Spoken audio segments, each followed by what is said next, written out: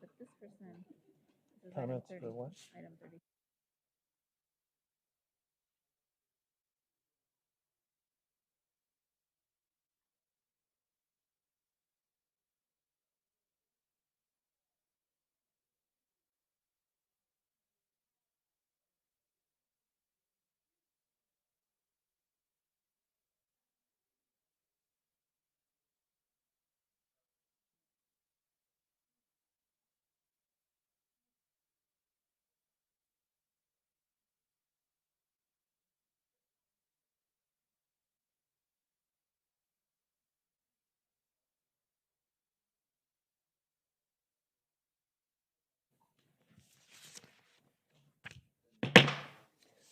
Good evening and welcome to our regular council meeting of Thursday, July 16th. I want to welcome you all here, and clerk, please call the council to order.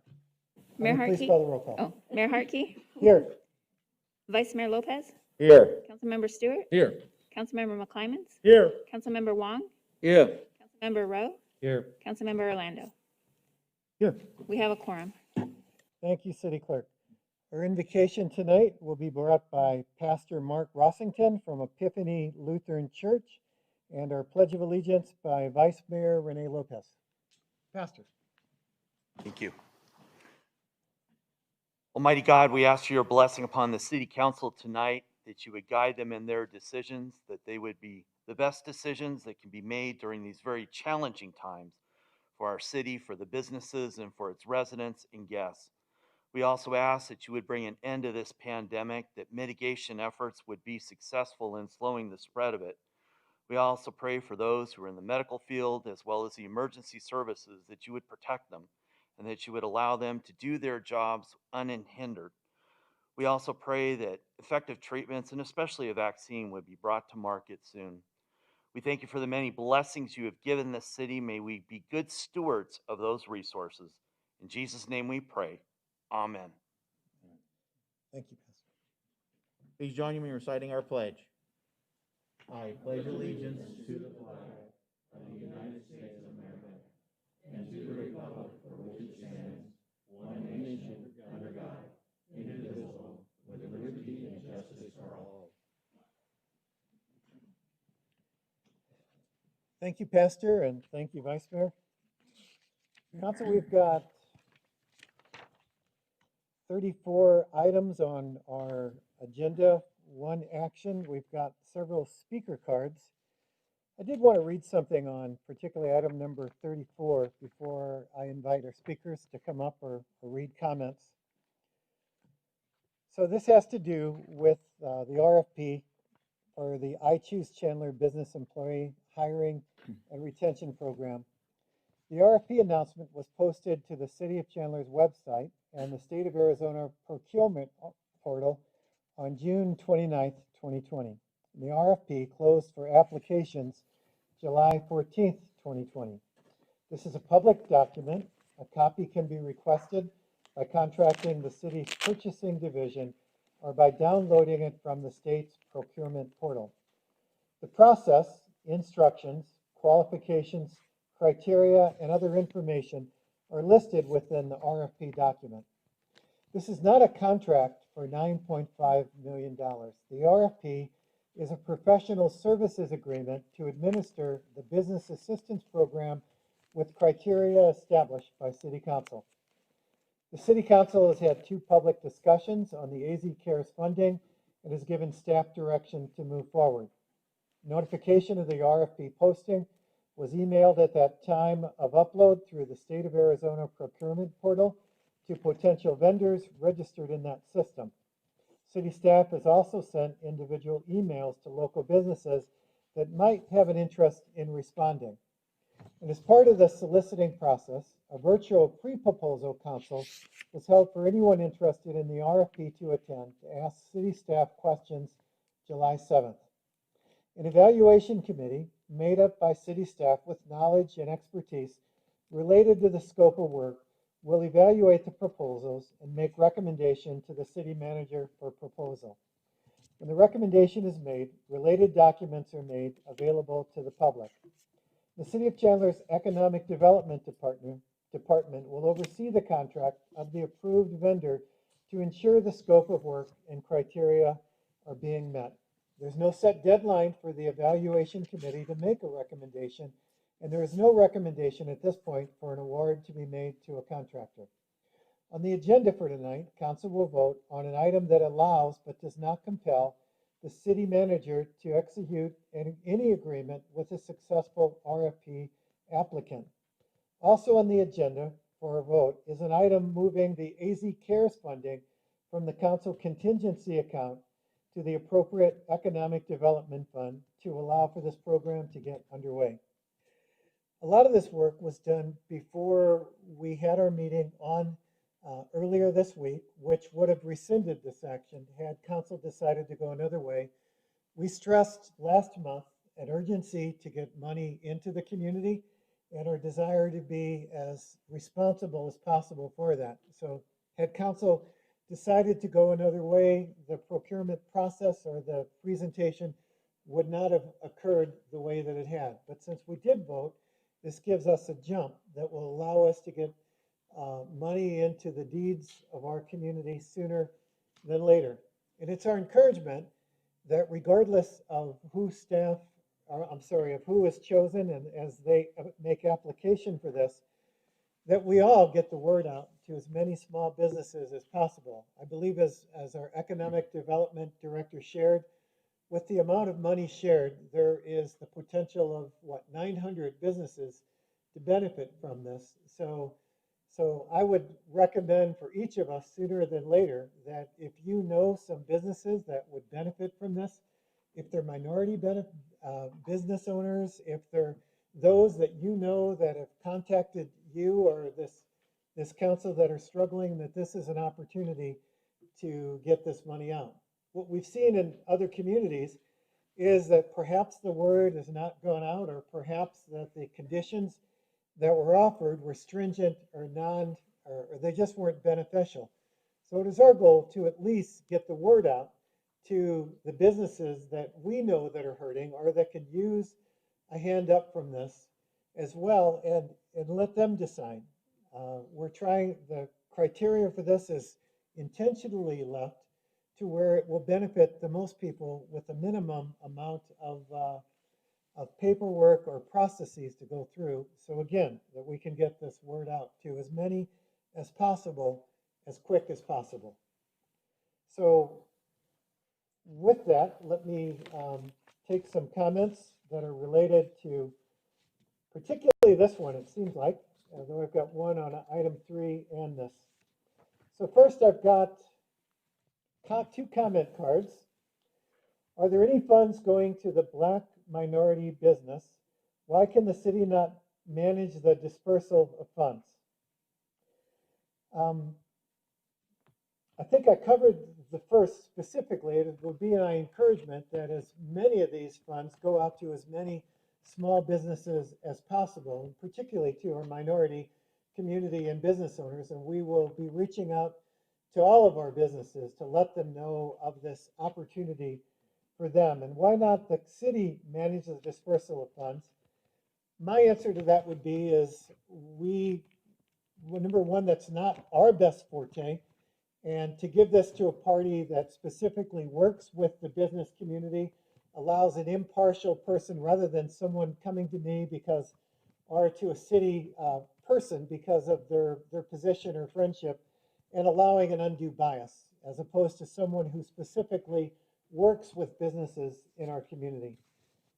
And so second comment card has to do, I'm sorry, and the first one was from Tabitha Spivey from 2820 South Alma School Road. Thank you, Tabitha. The second one is from Keisha Beach from 603 East Carla Vista, Chandler. And she writes, I'm sorry, Keisha, you got some comments all over there, so I'm going to try to interpret this. That she wants this easily accessible, not made public businesses. Okay. Was the decision to allocate funds fair? What will happen to those left out? Yes, it will be, because again, no businesses have been chosen yet. It's their onus to apply for this after we get someone. And with 900 businesses being able to receive funds, I would say that we have a great opportunity to impact many of those who have been most identified in the industries impacted. And why are there no funds allocated to Black and minority businesses specifically? I think I covered that with the first one. So with those two comment cards, Keisha Beach, you also requested to possibly speak. Did you want to do that as well? Okay, thank you. Our next speaker card, and we're more willing to talk with you after this meeting too, if you have any additional questions, any of us up here. Is this still on item 30, excuse me, Mayor? This was item 34. The- And I've got one more speaker card. On 34? Yes, sir. Okay, thank you. Our next speaker card is from Dwayne Lidman, and Dwayne also has circulated some things up here. He would like, this is related to item number 3 and item number 34. Dwayne? If you'd state your name and address, and you got 3 minutes, sir. All right. Dwayne Lidman, 2315 West Palomino Drive, Chandler, 85224. Thank you, Mayor and council members, for this opportunity to talk about agenda items 3 and 35. I would like to share some information for the upcoming AZ CARES grant COVID-related purchasing, and more specifically, face coverings and respirators. My experience with respirators is to meet the OSHA regulations for the construction industry and general industries. I'm certainly not an expert on the subject, but we often consult with health, safety, and industrial hygienists before purchasing or using respirators where I work. There are many types of respirators, and I would like to share just a little bit of the little bit I do know about 2 types of respirators, as well as general use face coverings. N95 respirators are medical industrial grade respirators. The N95 medical grade respirators would be used by the Chandler Fire Department paramedics. N95 respirators with an exhalation valve are for use in industrial applications. The one-way valve is a quarter-sized button typically on the front of the respirator. The valve is to aid in exhalation of warm air to make the respirator more comfortable to wear for long periods of time, especially in hot work environments. A valve mask filters the inhalation air, but does not filter the user's exhalation air. Our public works employees would use valve masks. General use face covering like this one will meet Maricopa County face covering requirement. I've recently seen a new style face covering being worn in public that also has an exhalation valve on one or both sides of the mask. The Maricopa County face covering mandate is a requirement that we must meet, and you've all got a copy of that. Page 2 has good definitions for respirators and face covering. Page 3 clarifies that valve masks do not meet the face covering mandate, and further suggests that medical grade masks be reserved for healthcare workers. Please reference the county's face covering regulation when purchasing and distributing respirators and face coverings when using this grant funding. And keep in mind that valve masks do not meet the county's face covering mandate. Small business distribution to medical and dental offices could need both N95 and general use face coverings. Restaurants, retail stores, and most non-healthcare businesses should only need general use face coverings. A local company is producing N95 masks, and I believe the state of Arizona has a purchasing contract in place. Possibly the city of Chandler could get in on that contract. Always try to buy local and domestic if possible. I support items 3 and 34 related to the AZ CARES grant funding.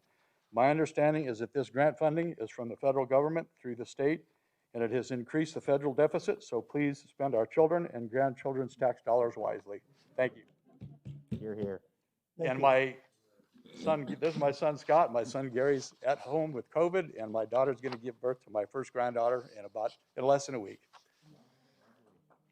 We Any questions? appreciated the illustrations. So thank you. Show and tell. I was hoping to get to use the little thing. So, any questions at all I can field? Or okay, thank you. Thank you. Thank you, Mr. Libman. And council, on our agenda tonight, also item number 34 is what we talked about there. And item number 35 specifically related to the conversations that we had up here, which is the specifics of filling the amounts that were unfunded through the process with neighborhood services that would relate to the Neighborhood Resources Department, the first part of item 34. So that's the sum of the specific spending based upon comments on here last time. So council, an amendment or a motion would be in order, and then we can have conversation. Vice Mayor.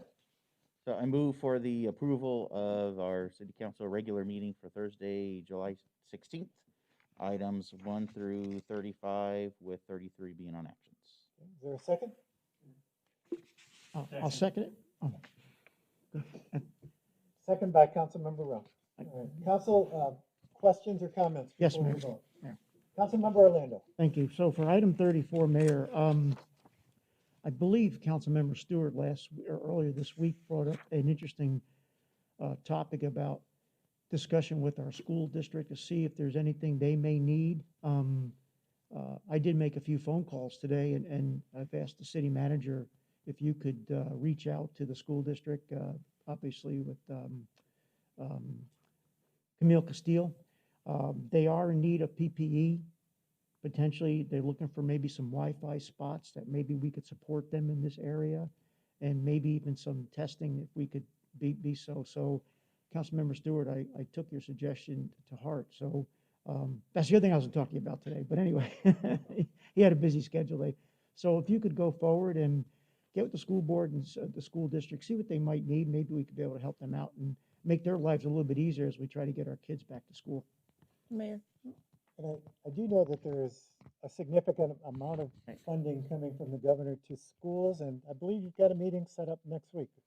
Yes, the Mayor, Councilmember Orlando. So happens, Dawn and I are meeting with Camille and Lana on Monday. Perfect. So those are 3 areas they gave me, so hopefully you could follow up with them. On second, on this item 34, Mayor, you articulated very well the process here. This was a 16-day process, probably a little shorter than normal. Usually it's maybe 30 to 45 days for a process.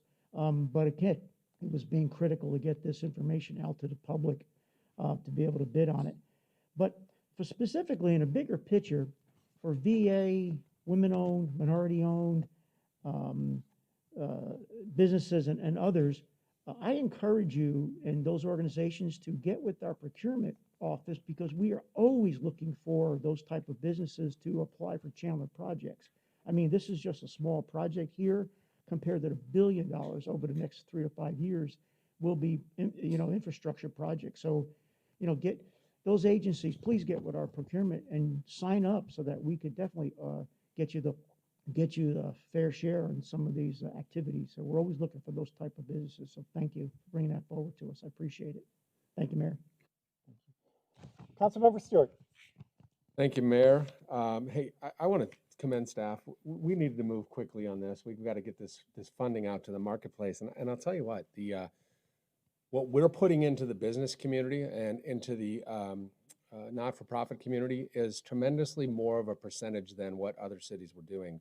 And that direction was heard loud and clear from the dais here on July 11th. So thank you to staff for doing that. We will continue to work with staff to make sure that everybody is funded with the grants that we're divvying up based on the industries. So the thoroughness of that project was outstanding. So this is a good thing, and it has been very public, and I appreciate that, Mayor, and appreciate that City Manager for letting us do it up here on the dais. Thank you.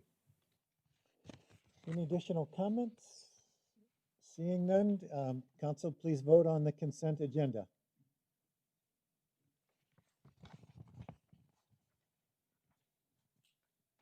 Motion carries unanimously. All right, thank you. Next, we have our action item, and this is item number 33, disapproval liquor license for Series 6 bar liquor license for Jeffrey Craig Miller, agent of El Nuevo Coyote LLC, DBA El Nuevo Coyote, located at 481 North Arizona Avenue. So let me, just the order of this, I'm going to invite our city to which would be Don Lang, to present this case. I have a number of speaker cards that I then will read, and then we will deliberate up here. Okay? Don Lang.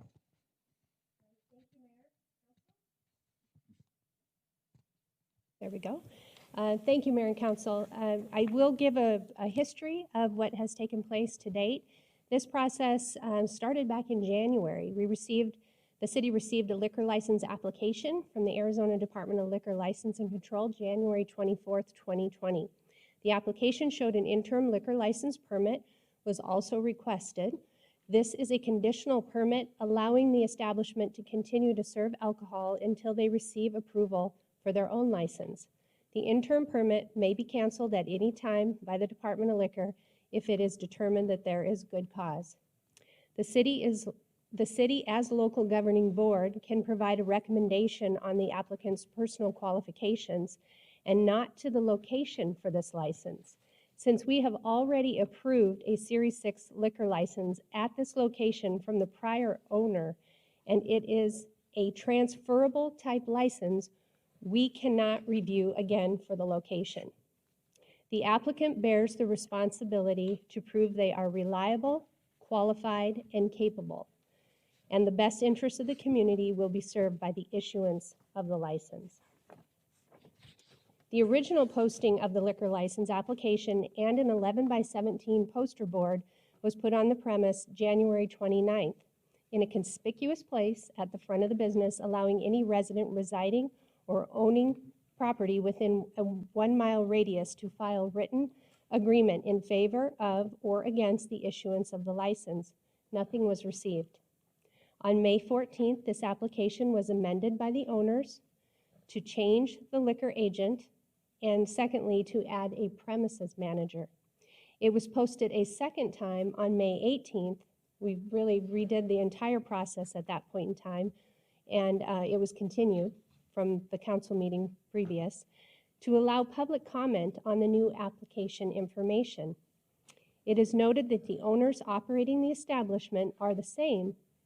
No comments were received. So now just to give a little bit of input from the city department perspective, we gathered input from departments following both the original and the amended applications.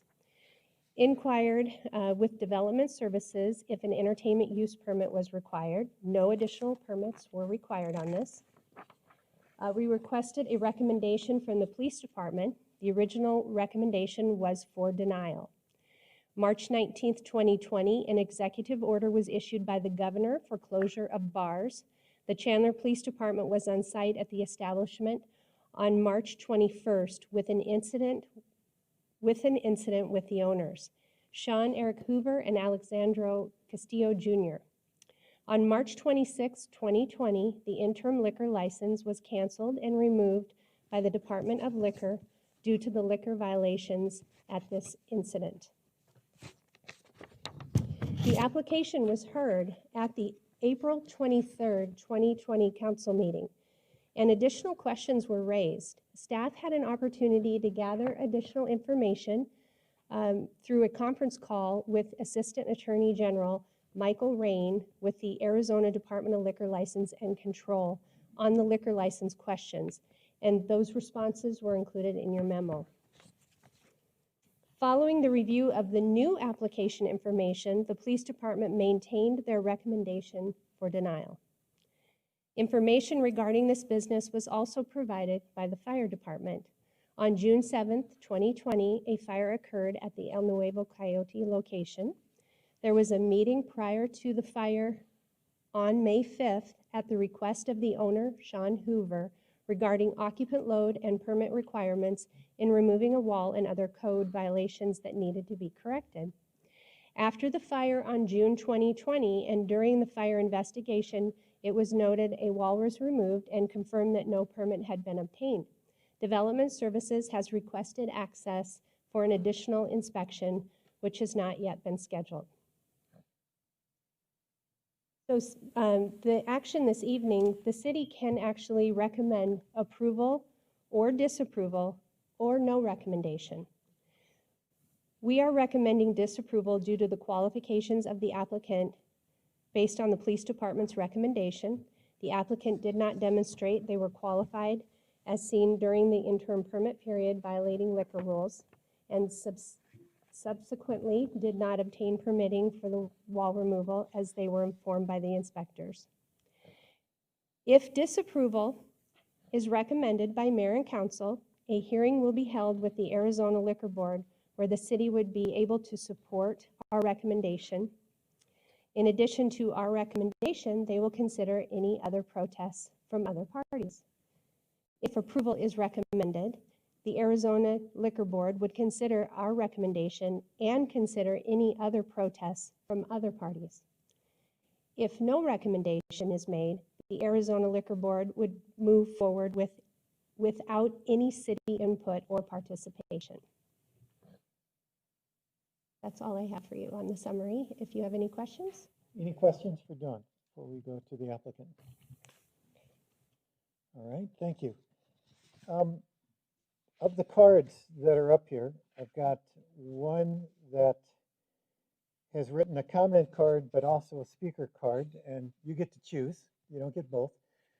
But I would, if there is someone who, beyond the normal 3-minute speaker cards, who would like to, we'll give you 5 minutes if you care to talk, whether it's the owner or one of the other two gentlemen, whoever you feel is most representative. And I'll give the others speaker their 3-minute limits then. Sure.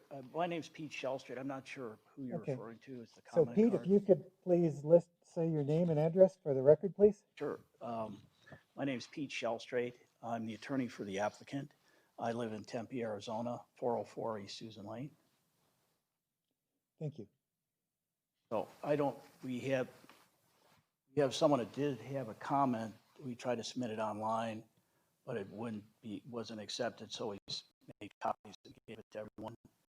So we have that. I'm here to answer any questions you may have and to talk about any of the issues. So I guess really, if you have anything to say as representing, and then I'll read the comment cards. Okay. So give people a chance to comment. Sure. And then we'll deliver. Yeah, I mean, this application, I think, started off on the wrong foot, but in this, you had the governor's order issued on the 19th, as Ms. Lang had said, and then there was an incident on the 21st.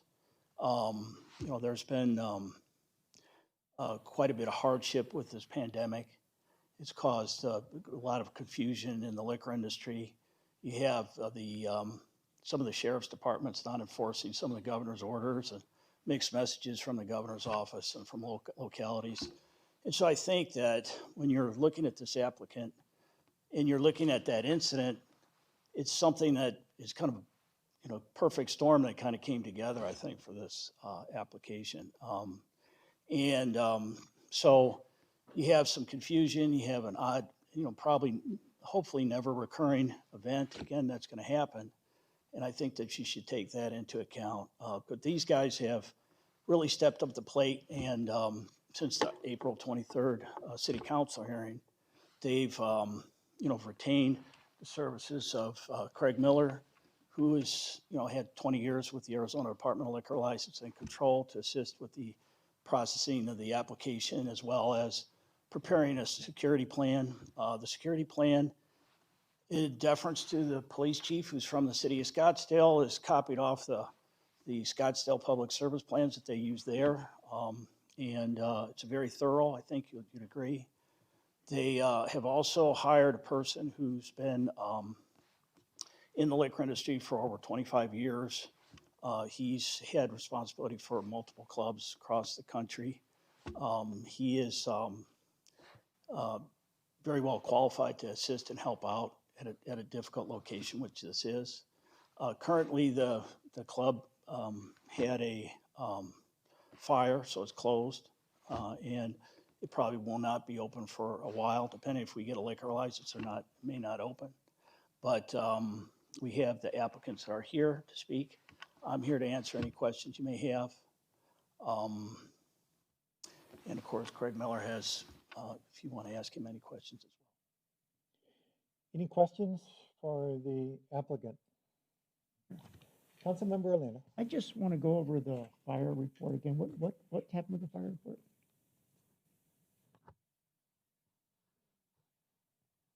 You could just tell me what, Mayor, Councilmember Orlando, if you'd like to talk about the fire, I'd like for the fire chief to come forward and discuss that. And Mr. Shelster, we can still ask you questions, so don't feel Okay, like this okay. is. Thank you, Mayor, Council. Mayor, Councilmember Orlando, we were contacted on May, I believe it was May 7th, by the owner, Mr. Hoover, to determine some type of occupancy load within the structure. That's not something that we do on the phone, so we actually scheduled a visit. I sent one of our inspectors along with an inspector from the building department. When they actually got to the building, the request was made to give them a total occupancy. And it was really, if I'm correct, it was because they were trying to determine if the governor's executive orders had said to only work at 50% capacity of the occupancy. They wanted to know what that number was. And so, so we worked with them on that. While we were there, that facility was due for an annual inspection. Our inspector did notice that there were multiple violations. So he went ahead and conducted that inspection. During the inspection, Mr. Hoover had identified some upcoming construction that was going to take place within the structure. And our inspector was clear that, you know, if you're going to, I believe they're going to remove a wall and then a kitchen system of an existing kitchen. If you're going to do that, you need to contact the building department and make sure that you're getting a permit for that. He then documented that on his form and then submitted it to Mr. Hoover so that he had a copy of that. We did have a fire there on June 7th. That same inspector that we had go to the facility to do the occupant load is also dual trained as an investigator. And so he was the lead investigator at that fire. As he was entering the structure, he had a chance to talk to Mr. Hoover, who said that they were doing some type of construction. I believe it was drywall patchwork. He went inside. He did start to conduct his investigation, and then he could see where there was an enclosed kitchen was completely gone. It was the walls were gone. It sounds like the hood and duct system was gone, and so you know, that was something that he brought back. The next morning, we all met. We met with the fire marshal. She reached out to the building department to see if permits had been pulled, and they had. so the normal, thank you, Mayor, excuse me, because the normal process is you would give them the information, they would go get the building permit and then conduct the proper installation only after they got the permit, is what I'm hearing. That's correct. We would direct them to work Understand. with the city to get the permits.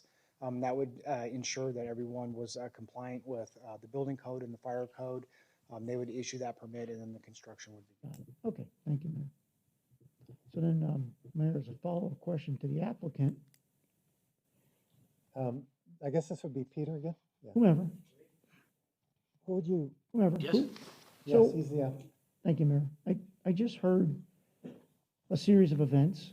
I heard that there was an educational process.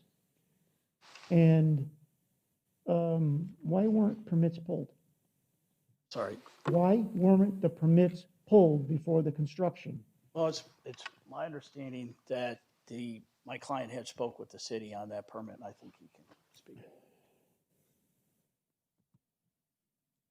So we called the city permit Please section. identify yourself again. so Sorry, just Sean so you- Hoover, address is 819 East Erie, Chandler, 85225. Thank you. So after the May 7th meeting with the fire department, and as what they told us was required, we called the permit department to confirm exactly what we needed.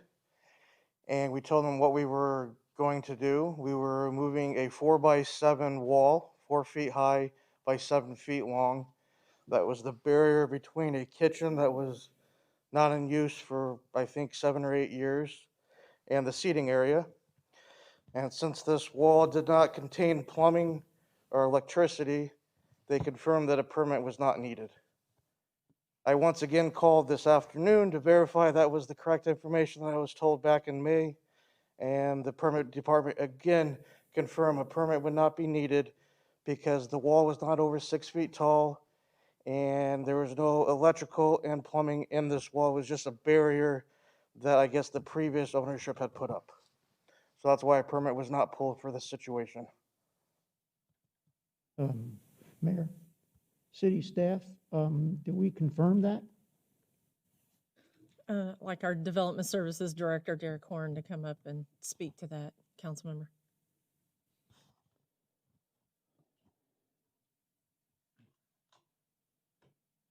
Evening, Mayor and Council. I understand there was one phone call. I talked with my staff about this. They did not identify what the facility was, according to my staff. Asked some questions, and that was it.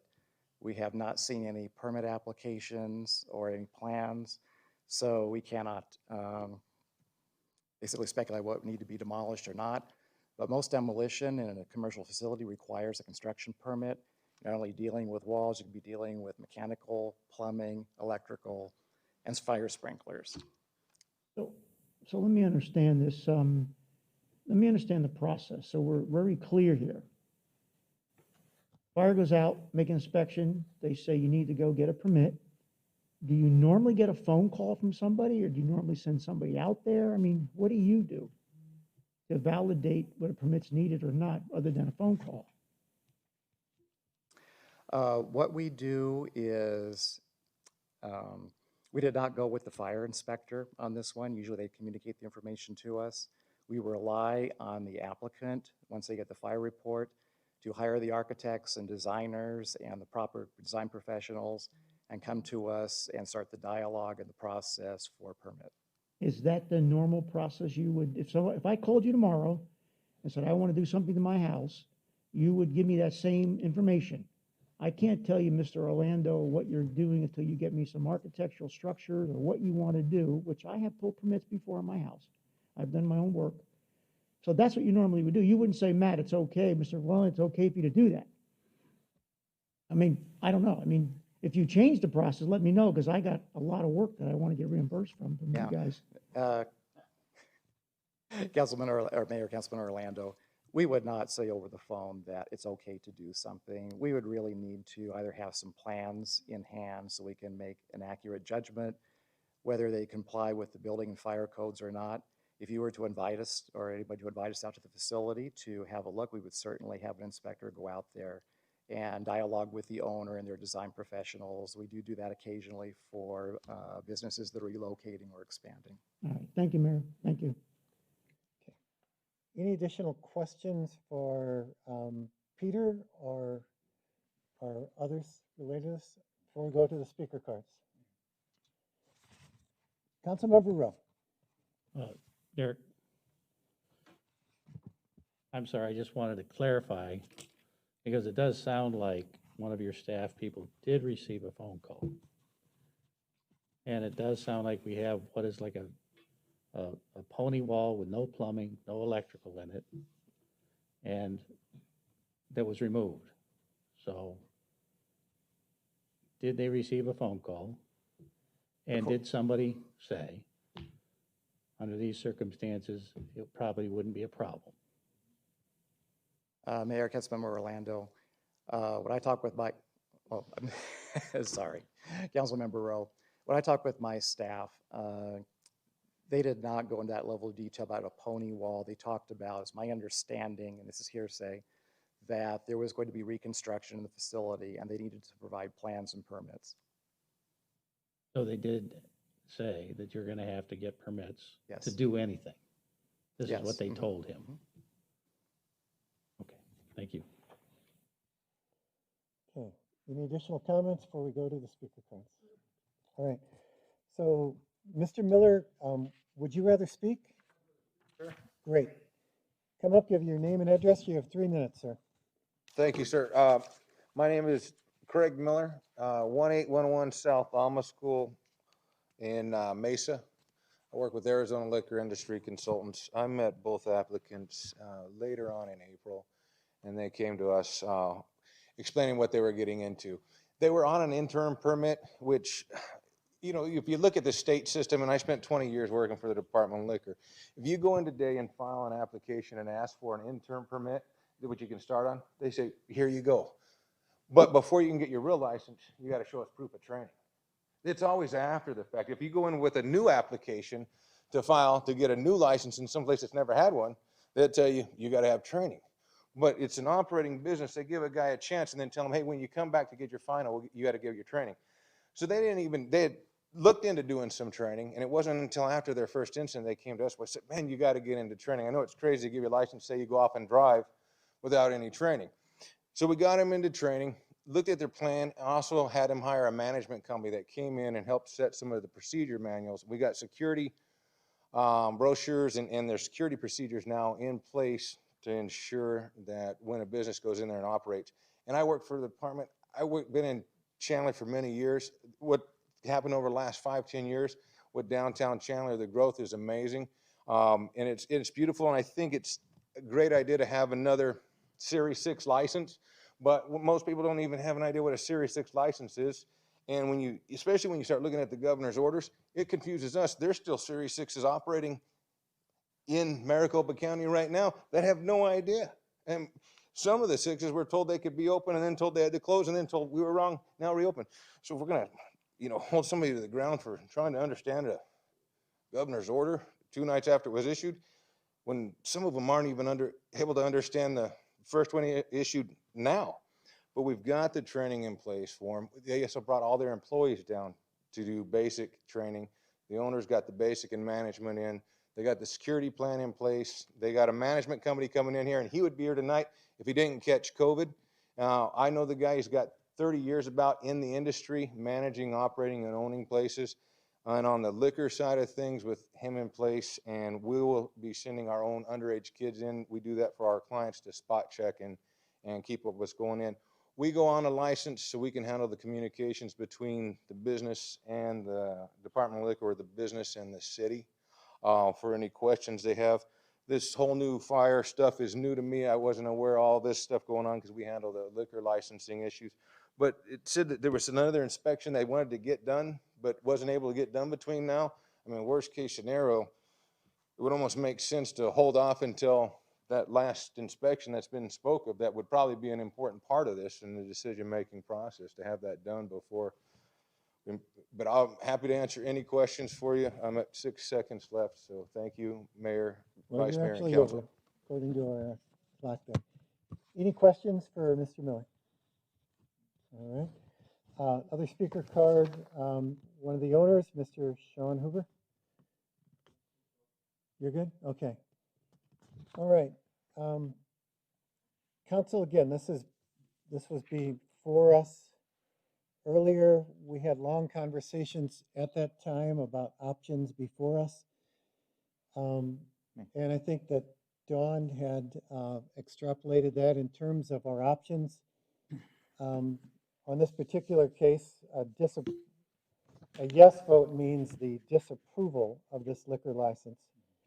And so with that, I'd like to ask, are there questions or is there a motion? Mayor. Vice Mayor. Before I make a motion, just one more question from Police Chief. I'd be able to ask one question.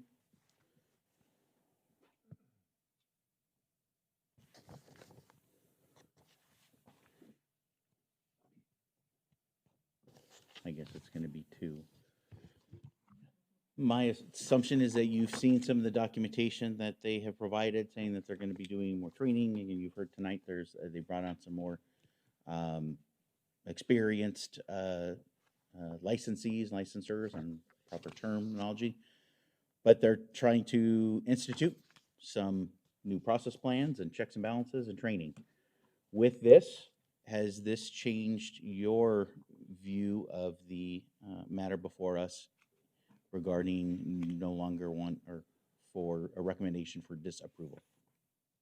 All right, Councilmember Lopez and members of council, the position of the police department has not changed since the events on Saturday, March 21st, when both owners were deceptive to police about conducting a business in violation of the governor's executive order. In addition to violating the executive order that evening, They also, well, there were also multiple Title IV liquor code violations, including preventing and delaying officer access into the facility, locking the front door while the business was open to patrons, and also allowing a patron to carry a firearm inside the building. So both owners lied to our officers extensively during their interactions that evening. And that was all recorded on body camera. In fact, they lied multiple times to officers on scene and were insistent throughout the entire encounter that they were having a family party and it was not open for business. And that conversation essentially ended when we discovered the owners were actually charging patrons a cover charge to enter through the back door. And we know that because patrons approached our officers asking how they would get their money back.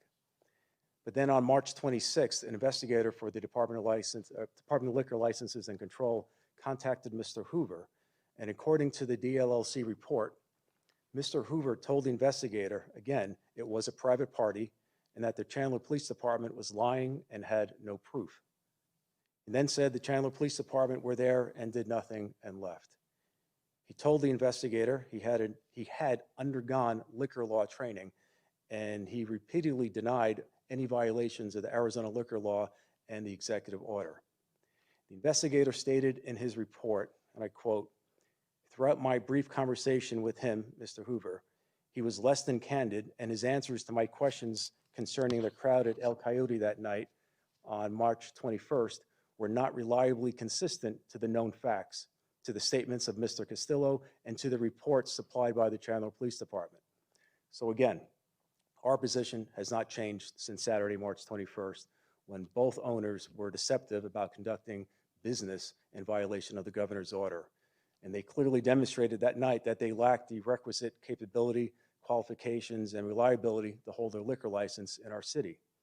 In fact, on page 3 of their policies and procedures document that they submitted to the city, there's a section where they discuss standards of conduct for their employees and specifically mention that dishonesty will not be tolerated.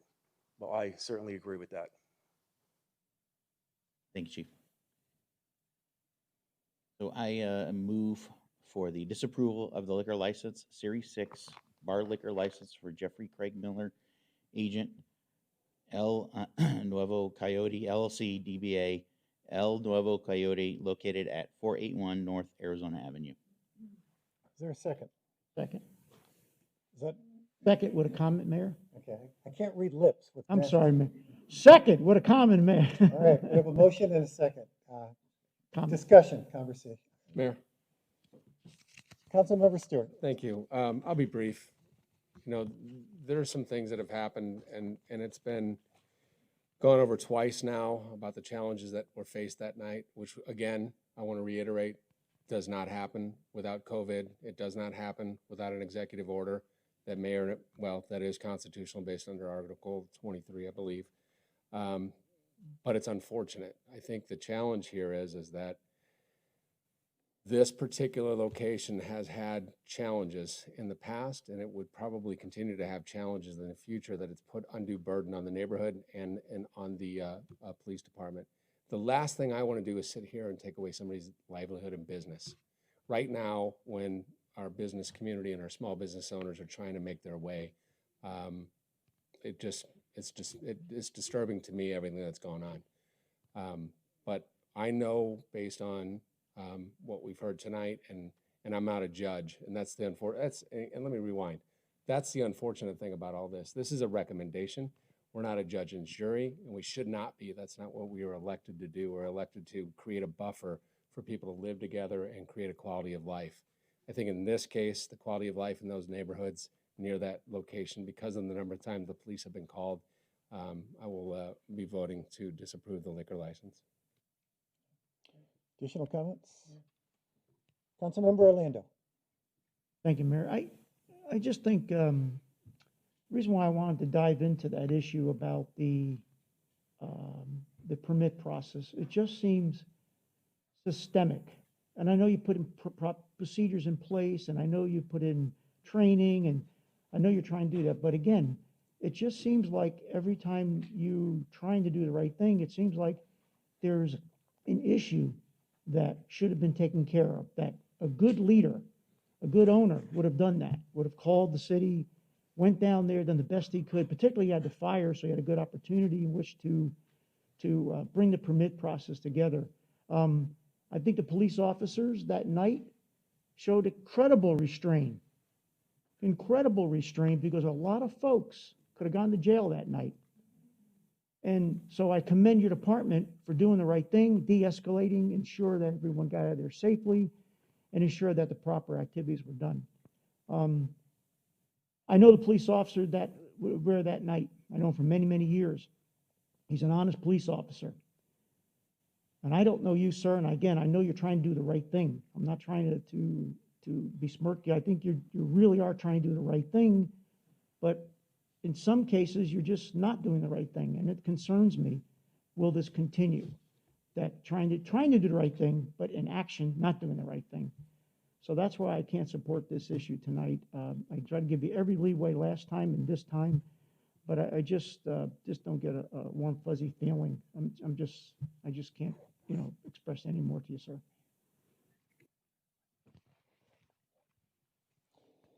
And again, a yes vote is for the disapproval of the liquor license, just so we're clear. So a yes, in essence, means a no, and the motion was to the recommendation of a disapproval for this particular item.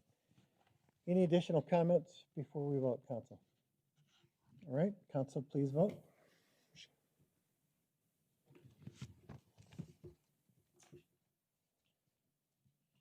Motion to disapprove carries unanimously.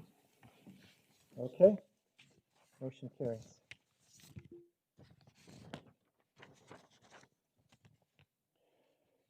Next on our agenda is unscheduled public appearance. Is there anyone who wishes to speak on an item not, or we have no cards? Very good.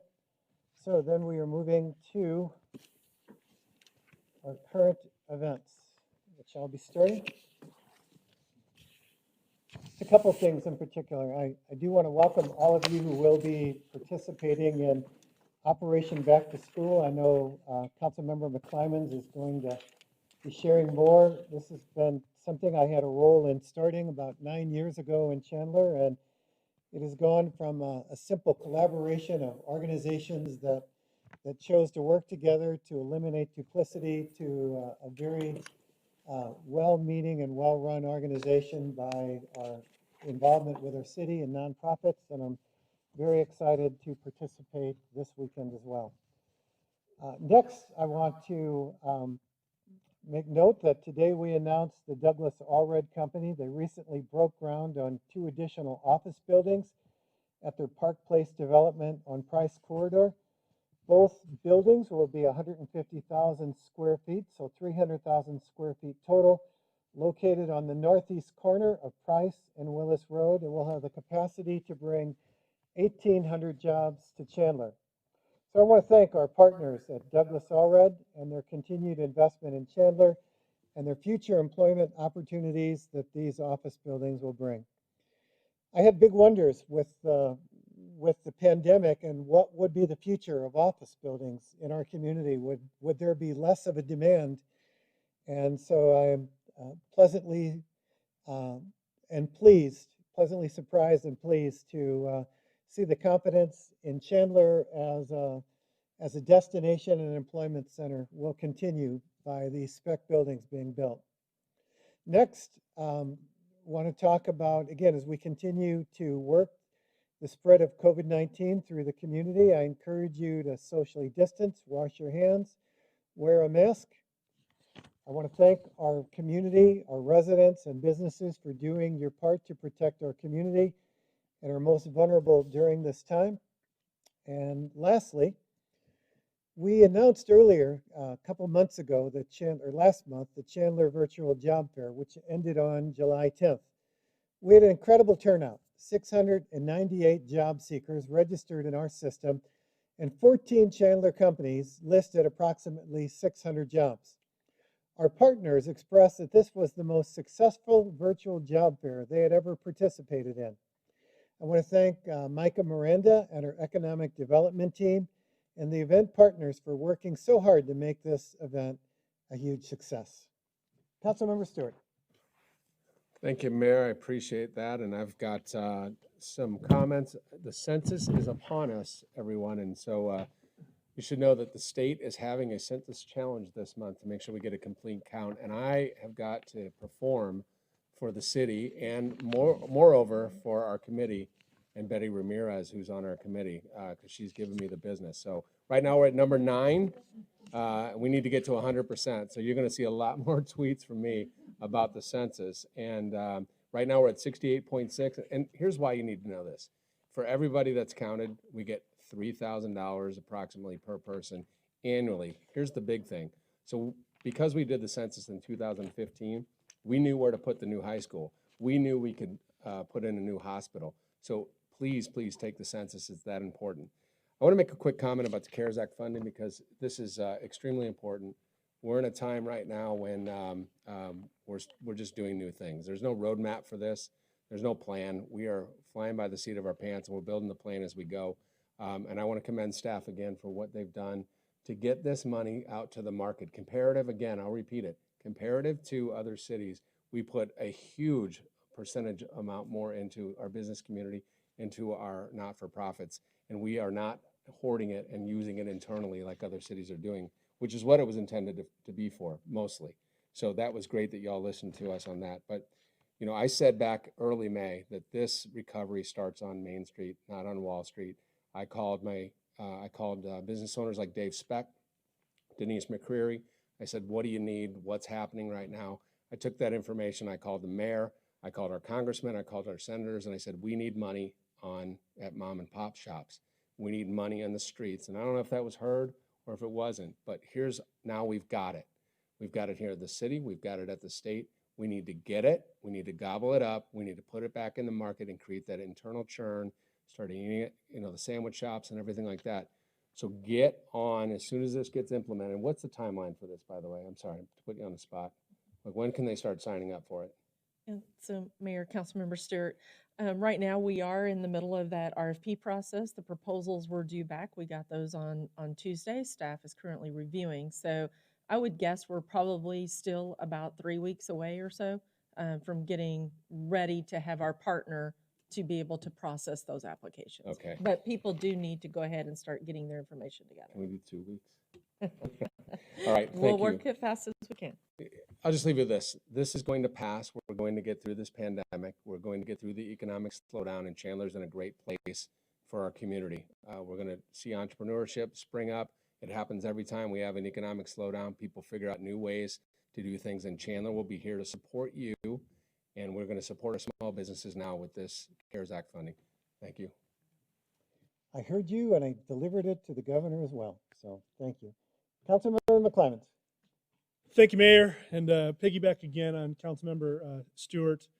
$3,000 get counted, and then we have $9.5 million for businesses out there, and we have a reserve. So programs that maybe have high demand, we have a well to go back to maybe even do more.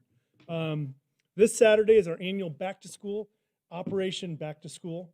As a Chandler compadre, we've been a contributor to this program. I've been involved in this program for years. It is a great program for those in need to get them on the right start as they head back to school. This year's event will look a bit different with 4 seamless drive-through locations for students to collect their free backpacks filled with essential school supplies. I'd like to thank our diversity office for our city, Chandler, the participating schools, and the other community partners for coming together to find innovative ways to ensure this important event could happen safely during this pandemic. You can all learn more about this event on For Our City's website. That's all I have, Mayor. ForOurCityChandler.org. Vice Mayor. Thank you, Mayor. So about some of the COVID stuff, what's talked about the CARES Act, again, ditto from Councilmember Stewart. We thank you to staff, getting it done quick, getting it out there fast, and those businesses out there, start getting your information together, and let's get this money out there onto the street. The other one, thank you for the presentation earlier about the masks. As I talk with some of my kids about masks, I know we get from both sides how pain in the butt they are. As you can see, I fight with it up here often. But as I tell my kids, be nice, don't be a jerk, wear a mask. But if there's somebody you see without a mask, be nice, don't be a jerk, walk away. So have a little grace, and we'll get through this all together with hopefully a smile on our face. Short-term rentals are back in the headlines. There is some activity going on and within the city about setting up an ordinance around short-term rentals right now. So we have a proposed draft ordinance to implement a new state law intended to give cities a tool to address short-term rentals turned party houses. We are asking for your feedback on the ordinance, as short-term rentals have been a hot topic throughout the community. So the deadline for this feedback is Friday, July 31st, on the end of this month, so only have a couple weeks left. So you can read the proposed ordinance and give input online. So you can see the website there at chandleraz.gov/short-term rentals. Please provide us your feedback. This is a very hot topic. We get a lot of emails on it. So please go through some other official channels to make sure that you get your voice heard. Thank you. Councilmember Wong. Mayor, speaking of domestic violence, my heart is very heavy because this is a crime that normally are now reported. There are many domestic violence that's not reported, that's unattended. So the city do have a domestic violence commission, and we have a vacancy.